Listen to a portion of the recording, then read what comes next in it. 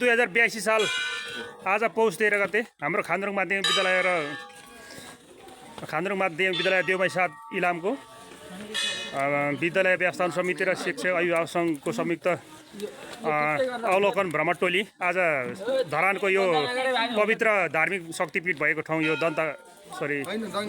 बुढा सुब्बा मन्दिरमा हामी आज सरसफाइ गर्ने क्रममा छौँ र हाम्रो यो प्रत्येक महिनाको हाम्रो विद्यालयको प्रत्येक महिनाको दोस्रो शनिबार चाहिँ हामीले विद्यालयमा चाहिँ श्रमदान गर्ने हाम्रो कार्यक्रम बमोजिम आज हामी यहाँ आइपुगेका छौँ।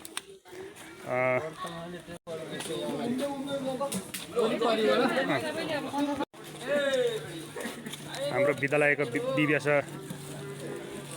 शिक्षक अभिभावक सङ्घका पदाधिकारीज्यूहरू लगायत हाम्रो कल्याण कोषदाता जग्गादाता मान्यजनहरू सबै अहिले यो बुढा सुब्बा मन्दिरको आसपासमा चाहिँ क्षेत्रभित्र अहिले सरसफाइ गरिरहनु भएको छ।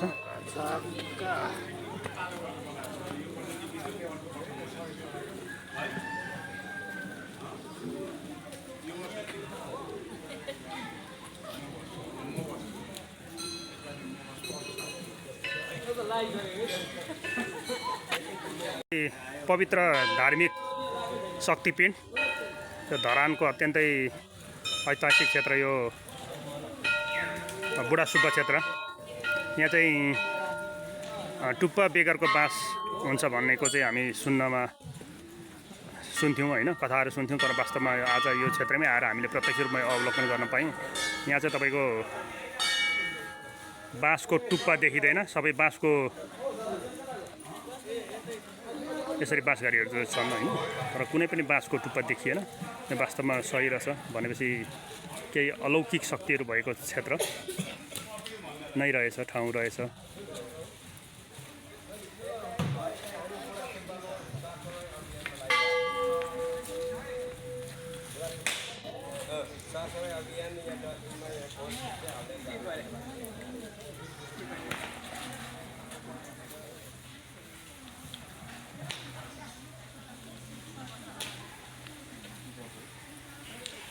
साथीहरू सरसफाइमा लागिरहनु भएको छ।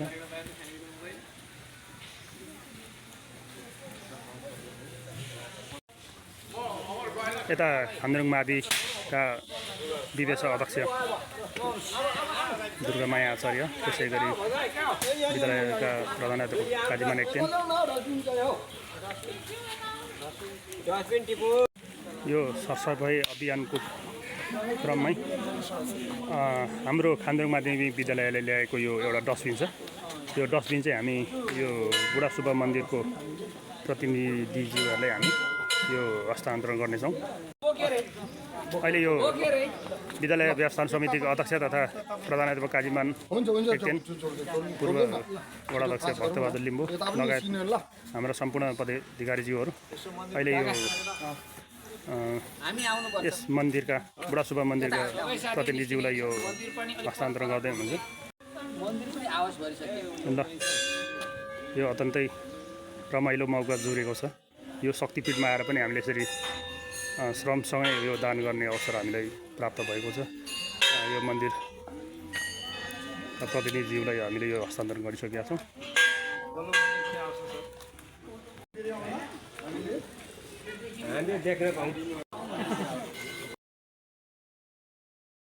यहाँ चाहिँ अब इलाम जिल्ला देउमाई नगरपालिका स्थित खान्द्रुङ माध्यमिक विद्यालयको टोलीले चाहिँ यो हाम्रो सौजन्य स्वरूप यो डस्टबिन चाहिँ यहाँ चोलुङ पाहाडमा कार्यरत बहिनीलाई यो हामी आज वितरण गर्ने कार्यक्रम रहेको छ।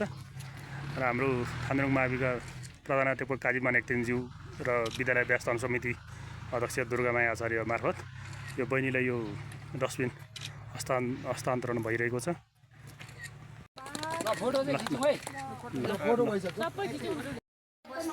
आज मिति 2082 साल आज पौष 13 गते हाम्रो यो खान्द्रुङ माध्यमिक विद्यालयको विद्यालय व्यवस्थापन समिति र शिक्षक अभिभावक सङ्घको संयुक्त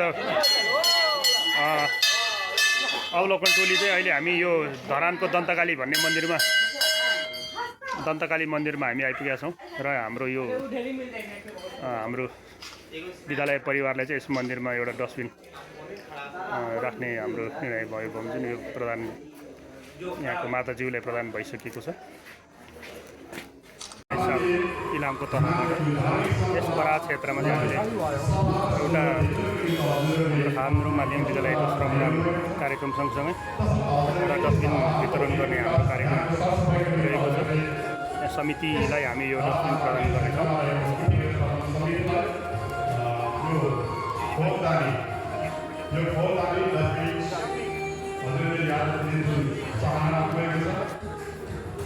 यो डस्टबिन वितरणको कार्यक्रम भइरहेको छ। पनि खिचाइ साथी हो।